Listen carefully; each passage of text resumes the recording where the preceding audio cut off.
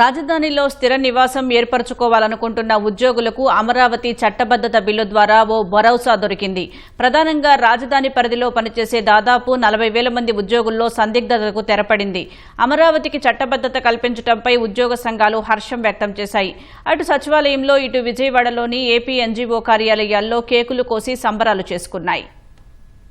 ఎవరన్నా ఒక వ్యవస్థ వస్తుంది, ఒక ఇండస్ట్రీ వస్తుంది, రాష్ట్ర ప్రభుత్వం కావాల్సిన చోట పెట్టుకోవచ్చు. కానీ రాష్ట్ర ప్రభుత్వాలు అనేకం వస్తాయి. ఒక 50 సంవత్సరాల్లో ఒక 8-9 రాష్ట్ర ప్రభుత్వాలు, వివిధ రాష్ట్ర ప్రభుత్వాలు రావచ్చు. కానీ వచ్చిన వాళ్ళల్లా ఇవాళ ఢిల్లీలో దేశ రాజధాని ఉంది, రేపు ఇంకొక ప్రధాని వచ్చి నేను దాన్ని కేరళలో పెడతా అంటాడు, నార్త్ ఈస్ట్లో పెడతానంటాడు, ఇంకొక ప్రధాని వచ్చి నేను చండీగఢ్లో పెడతానంటాడు. ఇవన్నీ జరిగే పనే.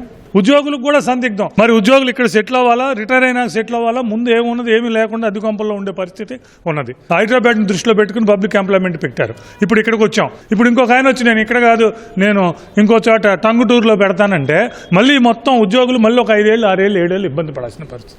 అందుకని ఉద్యోగ ఉపాధ్యాయ కార్మిక పెన్షనర్ల పరంగా, మా పరంగా ఏదైతే ఒక రాజధాని కన్ఫర్మిటీ చేశారో, చట్టబద్ధత కల్పించారో, ఉద్యోగులందరూ కూడా అమ్మాయ మనం ఈ రాజధాని ఉంది, ఈ రాజధానిలో ఉద్యోగం పనిచేసుకునే పరిస్థితి ఉంది.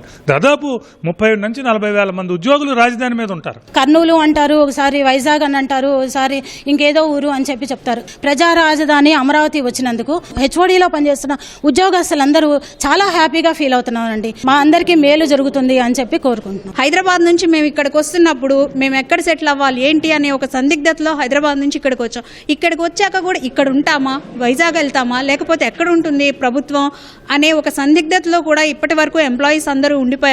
సో ఈ రోజు అన్ని సందిగ్ధతలకు తెరదించుతూ చట్టం దొరికింది. సామాన్య ప్రజలతో పాటు ఎంప్లాయీస్ అందరూ కూడా చాలా హ్యాపీ.